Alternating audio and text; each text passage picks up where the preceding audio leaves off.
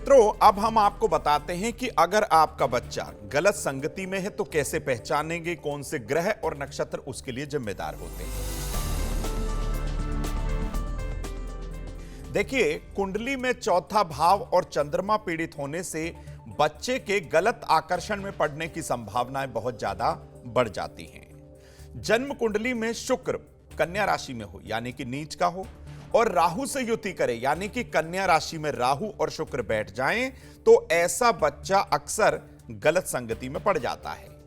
कुंडली के पंचम भाव, जिससे बुद्धि देखी जाती है, मित्रता भी देखी जाती है और प्रेम प्रसंग भी यहीं से देखा जाता है।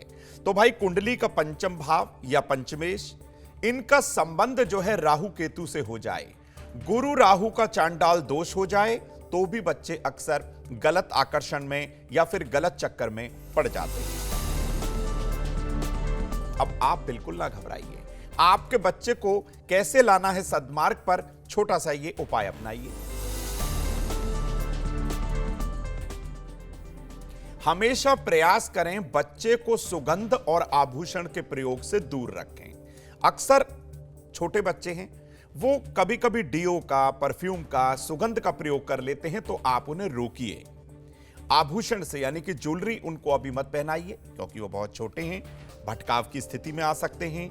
ऐसे बच्चों को हीरा भी बिल्कुल धारण ना करवाइएगा। बच्चों को सुबह और शाम हनुमान चालीसा का पाठ कराने की आदत डालें। बच्चों के नहाने के पानी में कम से कम 3 चुटकी हल्दी डलवाइए।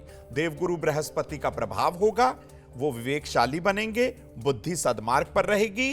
और बच्चों के हाथ से शुक्रवार के दिन सफेद फूल भगवान शिव को अर्पित जरूर करवाइए। बच्चे के माथे और कंठ पर शुद्ध केसर का आपको तिलक करना है। केसर में गंगा जल मिलाइएगा और बच्चे के माथे पर तिलक करिएगा।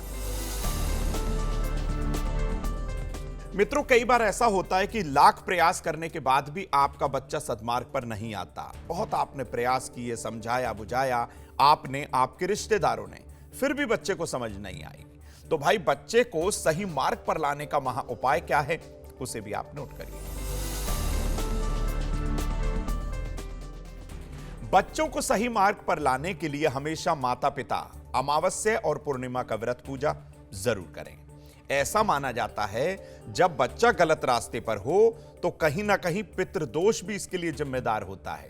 तो भाई, पितरों की शांति करवा लीजिए।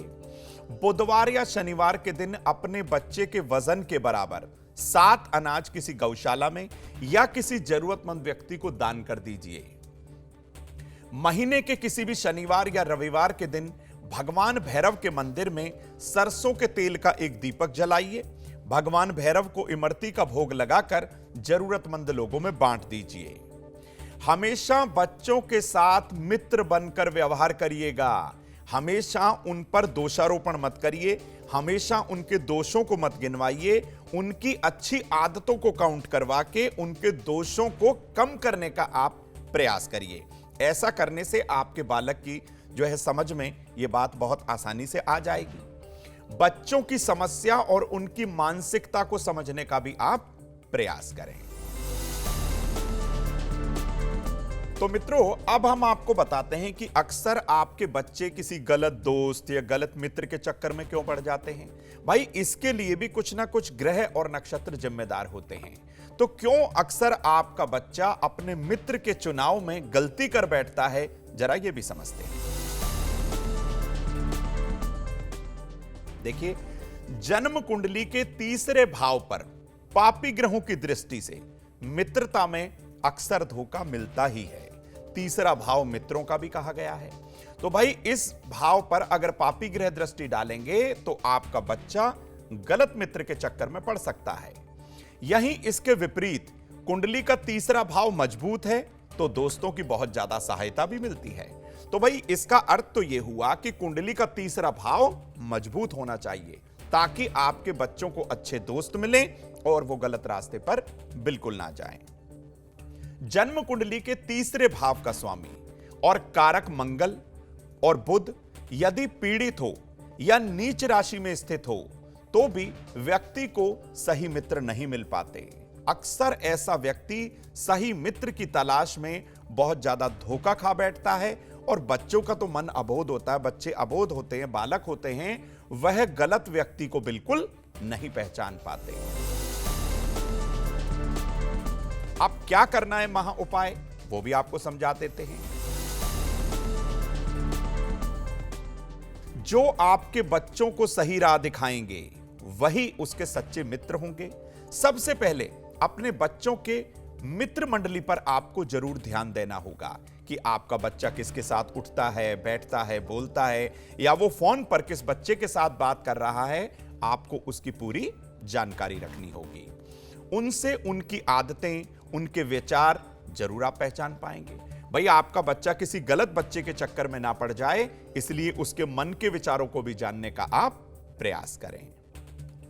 भूल कर भी अपने बच्चे के सामने उसके मित्र की बुराई ना करें। अक्सर आप ऐसा कर बैठते हैं और बच्चा आपसे बात छुपाता है, बल्कि उसे समझाने का प्रयास करें कि क्या सही है, क्या गलत है। सुबह के समय बच्चों के साथ हो सके तो हरी पत्तेदार फल और सब्जियां गाय को खिलवाएं। बच्चों का हाथ लगवाइए, उन्हें लेकर जाइए, गौ माता की सेवा करवाइए और जरूरतमंद लोगों को अन्न और वस्त्र का दान बच्चों के हाथ से जरूर कराइएगा। कुंडली का बुध और शुक्र इससे मजबूत होगा। बच्चों के कमरे में पूर्व दिशा की ओर भगवान गणेश का एक आशीर्वाद देते हुए चित्र लगाइए, या फिर बच्चे जहां उनका शयन कक्ष हो, जो बेडरूम हो, वहां देवी सरस्वती का भी कोई फोटो या चित्र आप लगा सकते हैं। यह छोटा सा उपाय आपके बच्चों को सद्मार्ग पर भी लाएगा। वह गलत विचार जो मन में लेकर आ रहे थे वह धीरे धीरे नगण्य हो जाएंगे, शून्य हो जाएंगे और आपका बच्चा बिल्कुल सही रास्ते पर होगा।